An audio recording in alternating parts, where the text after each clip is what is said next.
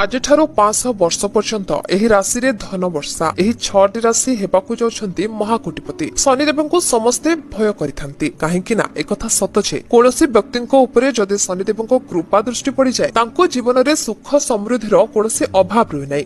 କିନ୍ତୁ ଶନିଦେବ କାହା ଉପରେ ଯଦି ବକ୍ର ଦୃଷ୍ଟି ପକାଇ ଦିଅନ୍ତି ତେବେ ତାଙ୍କ ଜୀବନ ବର୍ବାଦ ହୋଇଥାଏ। ଜ୍ୟୋତିଷ ଗଣନା ଅନୁସାରେ ଶନିଦେବ କିଛି ରାଶିଙ୍କ ଉପରେ ଅତ୍ୟନ୍ତ ପ୍ରସନ୍ନ ହୋଇସାରିଛନ୍ତି। ତେବେ ଚାଲନ୍ତୁ ଜାଣିବା କେଉଁଗୁଡ଼ିକ ସେହି ଭାଗ୍ୟଶାଳୀ ରାଶି ଓ ସେମାନେ କଣ କୃପା ଲାଭ କରିବାକୁ ଚାହୁଁଛନ୍ତି। ମିଥୁନ ରାଶି। ଏହି ଲୋକମାନେ ହୃଦୟରୁ ବହୁତ ସଚ୍ଚା ଏବଂ ପରୋପକାରୀ ହୋଇଥାନ୍ତି।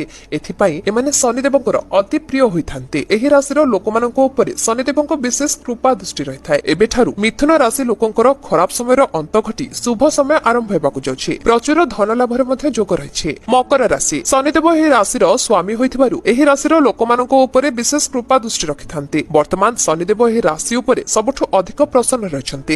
ତେଣୁ ଆଗକୁ ଏମାନଙ୍କ ଜୀବନ ସୁଖମୟ ହେବାକୁ ଯାଉଛି। ଏମାନଙ୍କୁ ସମସ୍ତ କାର୍ଯ୍ୟରେ ସଫଳତା ମିଳିବା ସହ ଧନ ଲାଭର ମଧ୍ୟ ଯୋଗ ସୃଷ୍ଟି ହେଉଛି। ସିଂହ ରାଶି। ଏମାନେ ପରିଶ୍ରମୀ ଓ ପରୋପକାରୀ ହୋଇଥିବାରୁ ଶନିଦେବ ଏମାନଙ୍କୁ ଖୁବ୍ ପସନ୍ଦ କରିଥାନ୍ତି।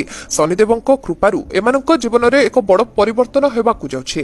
ଚାକିରି ଓ ବେପାର ଉଭୟ କ୍ଷେତ୍ରରେ ଏମାନେ ଉନ୍ନତି କରିବା ସହ ସମସ୍ତ ଆର୍ଥିକ ସମସ୍ୟା ଦୂର ହେବାକୁ ଯାଉଛି। ତୁଳା ରାଶି। ଏମାନେ ଆଶାବାଦୀ ହୋଇଥାନ୍ତି ଓ ସବୁବେଳେ ଅନ୍ୟକୁ ସାହାଯ୍ୟ କରିବାର ମନୋଭାବ ରଖିଥାନ୍ତି। ଏମାନଙ୍କ ଉପରେ ମଧ୍ୟ ଶନିଦେବ ଖୁବ୍ ପ୍ରସନ୍ନ ହୋଇଛନ୍ତି। ଜୀବନର ସବୁ ଖରାପ ସମୟ ଏବେ ଶେଷ ହେବାକୁ ଯାଉଛି। ଖାଲି ସେତିକି ନୁହେଁ, ବରଂ ଆସିବାକୁ ଥିବା ସମସ୍ୟା ମଧ୍ୟ ଶନିଦେବ ଦୂର କରିବାକୁ ଯାଉଛନ୍ତି। କୁମ୍ଭ ରାଶି।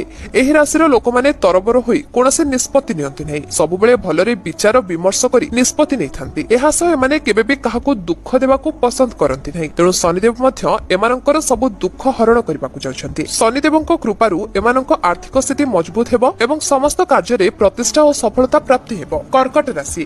ଏହି ରାଶିର ଲୋକମାନେ ଶାନ୍ତ ଓ ସରଳ ସ୍ୱଭାବର ବ୍ୟକ୍ତି ହୋଇଥିବାରୁ ଶନିଦେବ ଏମାନଙ୍କ ଉପରେ ମଧ୍ୟ ଅତ୍ୟନ୍ତ ପ୍ରସନ୍ନ ରହିଥାନ୍ତି। ଯଦି ଚାକିରି ଅପେକ୍ଷାରେ ଅଛନ୍ତି ତେବେ ଖୁବ୍ ଶୀଘ୍ର ମନପସନ୍ଦର ଚାକିରି ମିଳିବାକୁ ଯାଉଛି। ଏହା ସହ ବେପାରରେ ମଧ୍ୟ ବୃଦ୍ଧି ହେବ। ଆପଣଙ୍କ ସମସ୍ତ ମନସ୍କାମନା ଶନିଦେବଙ୍କ କୃପାରୁ ପୂରଣ ହେବ।